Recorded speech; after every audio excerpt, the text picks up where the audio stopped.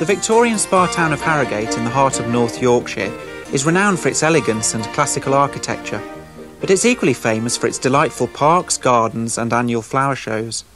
Surrounded by beautiful countryside like the landscape around Nidderdale, you'd think that this is a gardener's paradise, yet there are some awkward problems. The growing season is short. Frosts in June are not uncommon and often begin again in mid-September.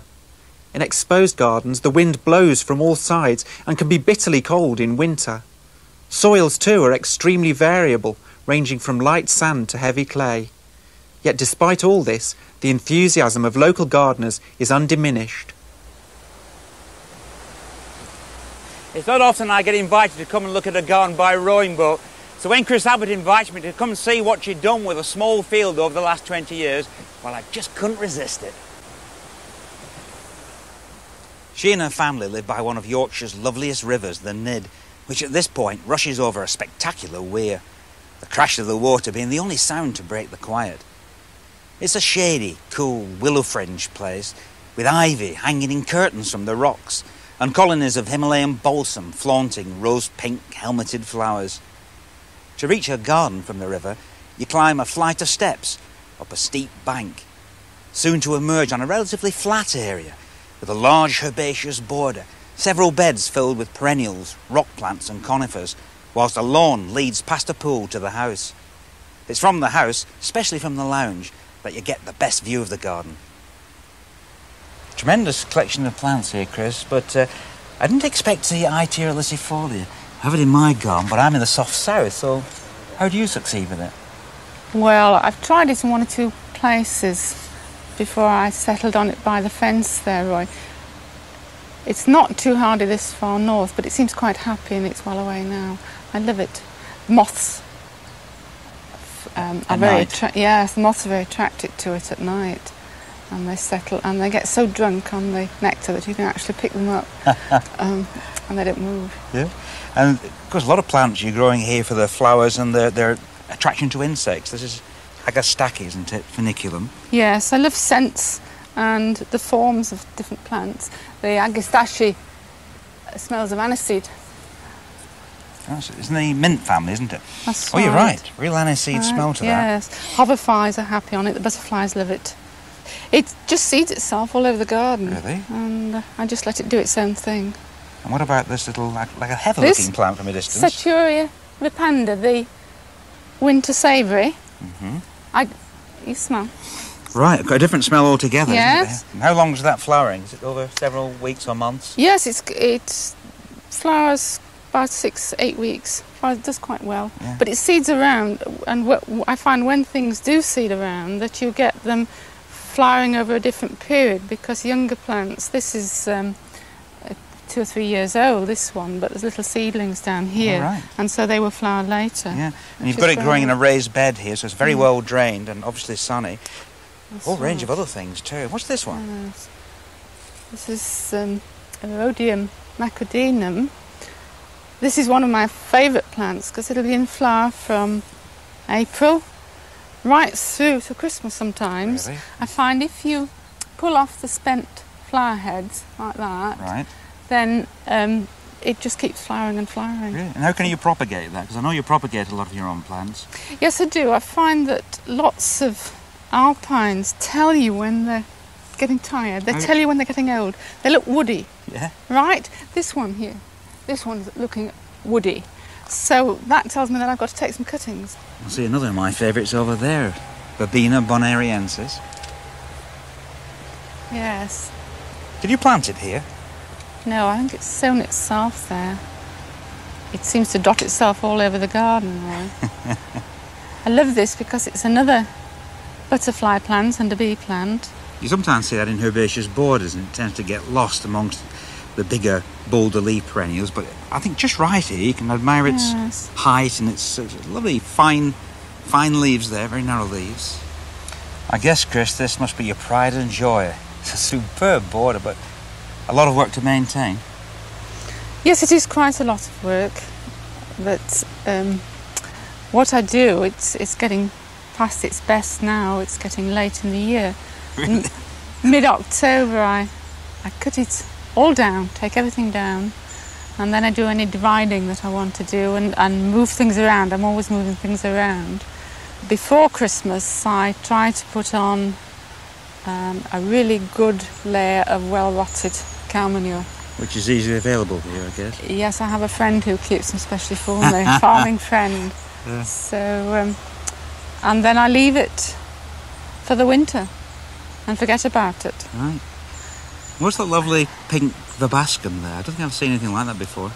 I don't think you have, Roy. That's my own special hybrid. Really? I've always grown verbascum vociferum here. That's the yellow one, isn't it? That's the tall yellow one with the lovely grey rosette in its first year. That's the biennial. And then I've introduced the verbascum blattaria, which is a shorter growing perennial one, and they've hybridised. So you've got the colour presumably from blattaria, which is variable, isn't it? Yes, indeed, yes. But is I love that perennial? This is truly perennial, yes. It's self-sown, and it's been there 5 or 6 years now. And the good thing about it is that it's in flower from mid-May right through to early October. Yeah. Tell me about this Nicotiana sylvestris. Is that hardy with you? No, they're just grown from seed. Every year I just grow 1 or 2 annuals and just pop them in to the border, just as a bit of variation. And sylvestris I like because it's so tall growing. It reminds me of the tobacco plants that my father used to grow. Right. He used to grow them and then dry them in the greenhouse, and we used to have to roll them and put the saltpeter on, and he made his own cigars. So that's why I like to grow it. Like any board at this time of the year, Chris, you've got a lot of these nice daisy-flowered perennials in. That's a magnificent plant at the back of the border there. What do you call it? It's Heliopsis sunburst, what I bought it as. Don't know that name at all, but it certainly it looks the part, isn't it? Like a beautiful sun staring at you. That's right. Is that difficult to manage? No, I find it very easy. It does seed, and it's one of the few tall herbaceous plants that requires no staking. So that's definitely a plus, isn't it? Yeah. All these borders and beds represent a lot of hard work. So how much time are you spending on the garden? As much time as I possibly can. Is that all day? All day if I can, but I do work as well. I work part-time, and obviously I've got a home to keep. But every minute that I can, I'm outside. And I find that sometimes by summer's end I feel a little bit jaded, but by next spring I'm all ready to go again. That's what garden's all about. Waiting for herbaceous plants to come up, because they're what give me the greatest pleasure. Right. Not everyone has the luxury of the size of Chris Abbott's garden that Roy's just visited. But to pensioners Jim and Ida Pittendry, it's not the size but the colour that counts. They carefully plan next year's display outside their caravan before travelling back to their high-rise flat in Leeds, where they and about 50 plants overwinter. Jim, how much of the year do you spend at your caravan? Well, we come in second week in March, and we stopped last week in October, and we're back home to Leeds. How do you keep your display going so long? Well, with deadheading is the main problem. You have to do it every day. If you don't, they'll die, because the goodness goes into the same shoots as the deadheads. So you must deadhead every day. You can go in, think you've done, you can come out, have another look. Oh no, some more deadheads. So you must keep at it. It's quite laborious. Do you both do that? Well, I don't like doing it, but I have to sometimes. What's the most satisfying part of a summer then? What satisfies me most is people that walk down to have a look at the garden. We often invite them for a cup of tea, don't we? Oh yeah, we have a few. Anybody's welcome here. Do you think since you've been here, it's sort of the flowers are becoming more popular? I see a few people out with their lawnmowers. Yes. Yes. You've started the bug. More people putting flowers in here than since we had this. And we were sat here one day, weren't we? And Ida said, I think I could do with a name up. So I says, what, a name? She said, yes, Gardener's Cottage. So I just got a piece of wood and painted it and put it up, and it's been up ever since. It's a good name. Shed. How important is it to you having a garden and the colour? Oh, it's very important. I mean, a lot of people, when they retire, they get bored. We never get bored, if It was something to do. If we're falling out, I come out here.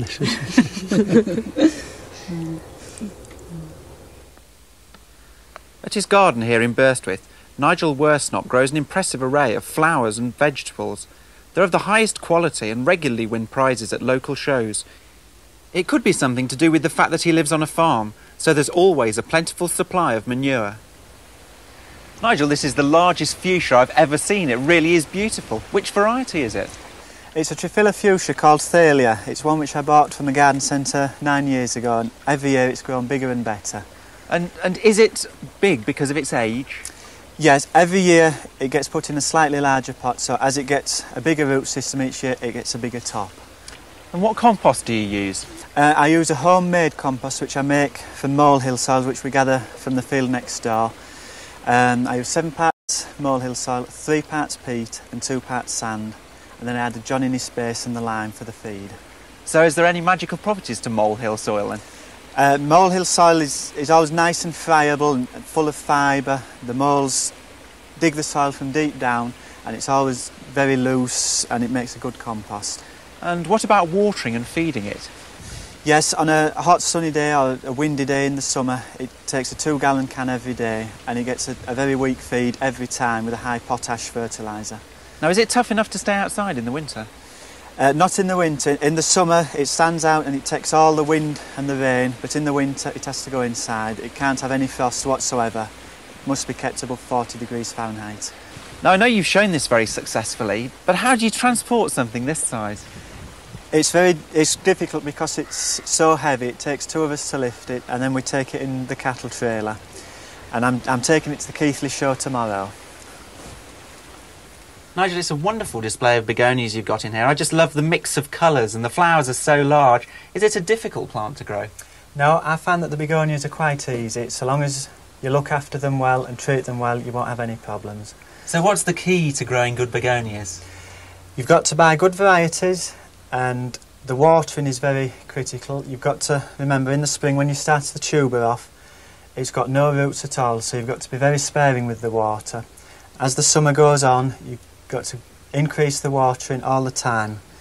The begonias are very succulent and lush, both the leaves and the stems and the flowers, and so they must not be allowed to dry out ever, but also you mustn't waterlog them.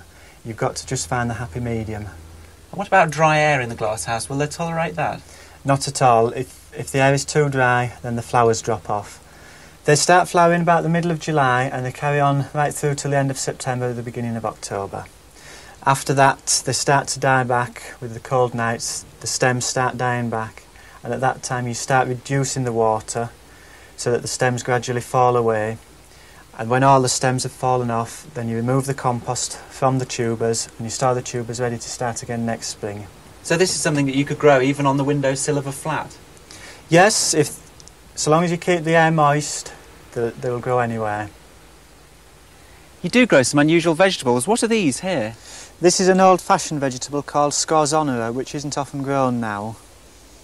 And what do you grow it for? Do you grow it for the leaves or the roots?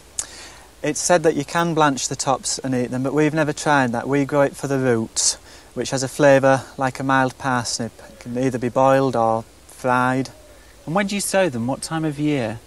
These are sown in April. I just make a drill and sow the seeds and thin them out when they're large enough to handle to about 4 to 6 inches apart. It can be sown now, ready to pull in August, September next year. The soil hasn't to have any manure otherwise the roots will fork, and stones also make the roots fork. Other than that, it just needs a good general fertiliser, and then it'll grow itself. And watering through the summer if there's a dry summer? Yes, it needs to be kept moist to keep the roots succulent and tender. And you lift them from when? Starting in October right through the winter. It's a hardy veg, so it can be lifted just when you need it. Could we lift them now and have a look? Yes, we'll see what they're like.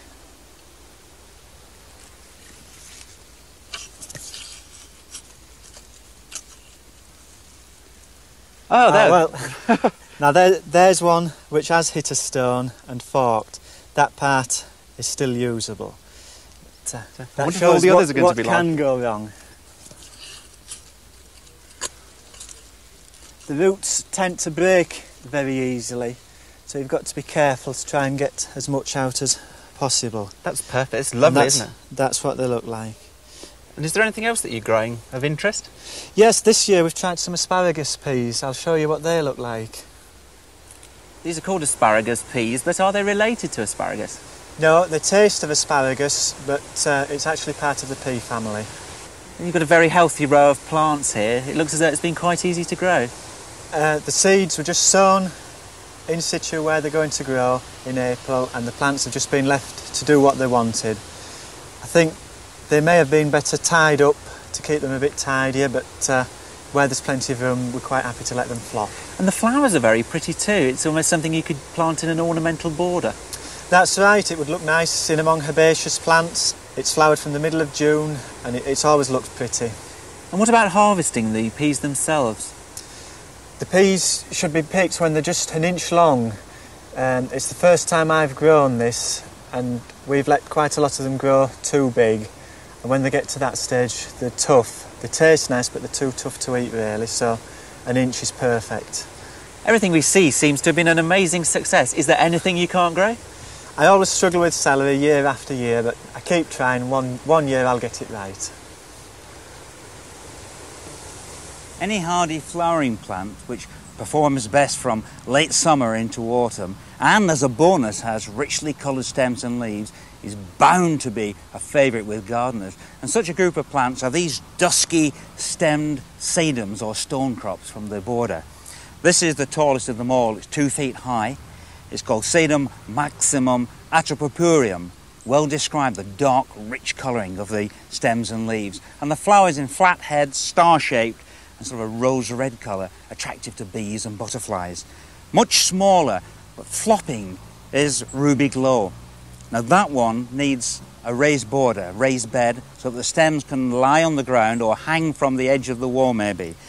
Sometimes it's planted at the front of the board and it lies like that on the grass. Similar sort of coloration in the stems and leaves, not quite as dark as this one, and starry flowers, again attractive to insects. Now a hybrid between these two, and intermediate in height, is called Vera Jameson. Now this is richer in colour than Ruby Glow, smaller leaves too. This will get to about a foot high, and it was named after a lady, Vera Jameson, who died only 3 years ago, aged 90, a lovely lady, and it occurred as a seedling in her garden in Gloucestershire. It has to be one of the finest late summer-autumn flowering perennials of all. Keeping regular displays of cut flowers in the house can be expensive, especially if you're buying them and don't know the best ways of keeping the blooms looking their best. Margaret Bleasdale has been interested in flower arranging for the last 7 years. By using raised beds at the end of the garden to grow extra flowers, she keeps both her house and the garden full of colour right to the end of the summer. Margaret, what's the aim of the raised beds? Well, the idea of them really was because we're on such heavy clay soil here. You just can't get on the land until about May if it's a wet spring. And the idea of them is that they're narrow enough for you to be able to reach either side from the path. You never need to tread on the soil, so it keeps the soil in good condition. I don't get muddy feet when I come out and garden in the early spring.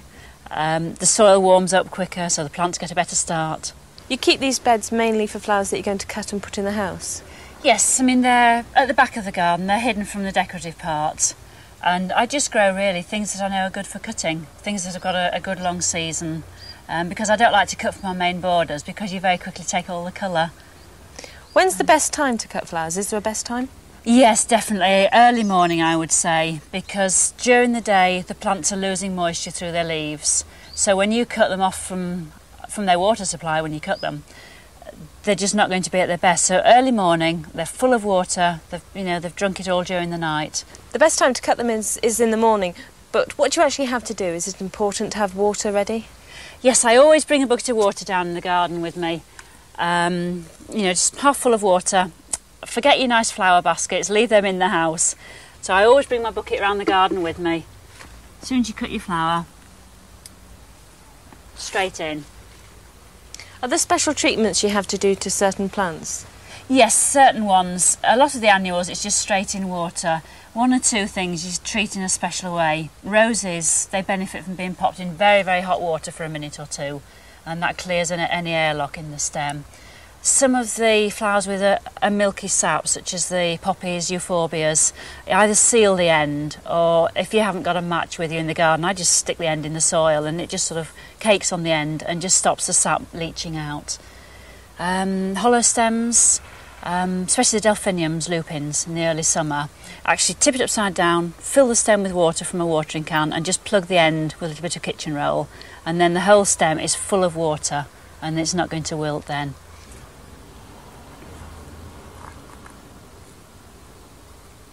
Margaret, you've been arranging cut flowers for quite a while. Any useful tips? Yes, basically you've got to have something to support the flowers, to stop them falling around and to stay where you want them.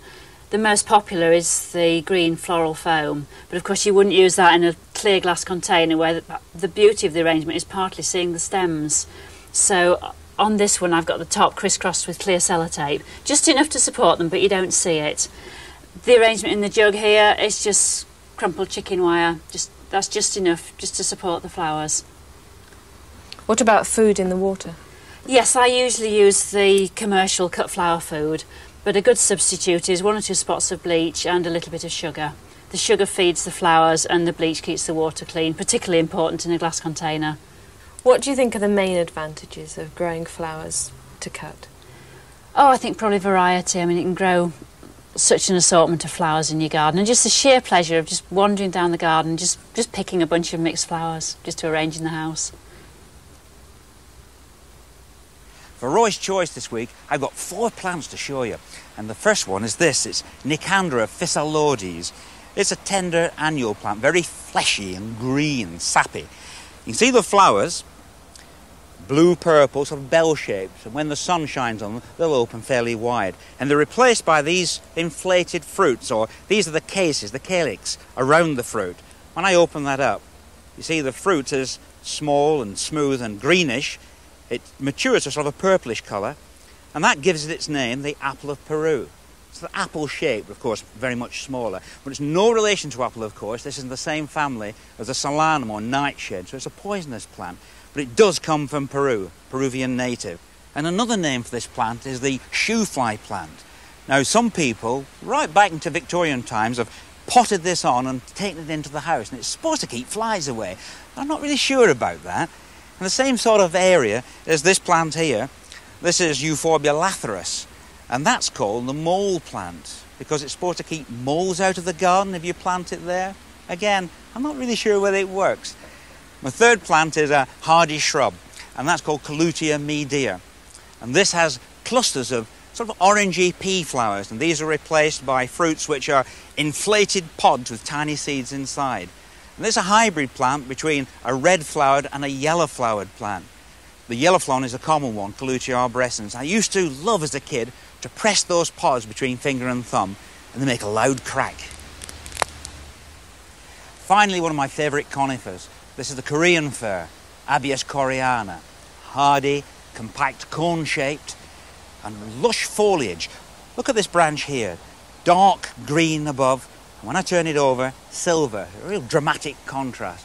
But the crowning glory has to be the cones. Blue colour, sort of bloomy on top. They're 2 inches long, standing there like midnight candles, almost encrusted on these upper branches. And this plant will start coning from a very young age. It'll get no more than 10, 15 feet after, say, 20 years. This is only about 8 years old. It's got to be one of the best conifers for the small, medium-sized garden. I hope you've enjoyed our trip to Harrogate as much as we have. We've learnt lots of new tips from the gardeners, all of which we've tried to include in this week's fact sheet. If you'd like a copy, you can send off for one. It only costs £1. The address to write to is coming up in a moment. You'll also receive some details of how you can become a member of Channel 4's Gardening Club. We've got to go. See you next week in Dorset. Goodbye. Bye.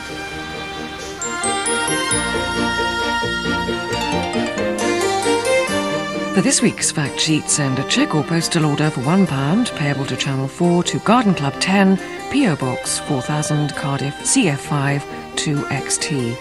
And if you'd like to join Channel 4's Gardening Club, ring 0222 578 666 during office hours.